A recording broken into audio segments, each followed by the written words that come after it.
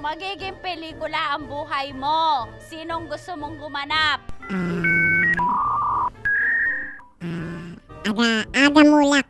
Siyempre, si Lodi ko, bad boy, si Ruben.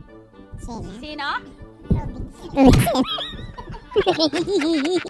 Daniel, Daniel. Patilya.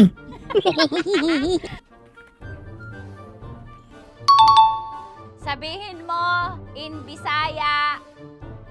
Number 1. Sabihin mo in Bisaya, magandang umaga. Mayong buntag. Okay? Wait lang. Wait lang. Number 2, sabihin mo mahal kita in Bisaya.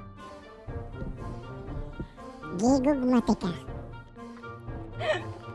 Wait lang ah.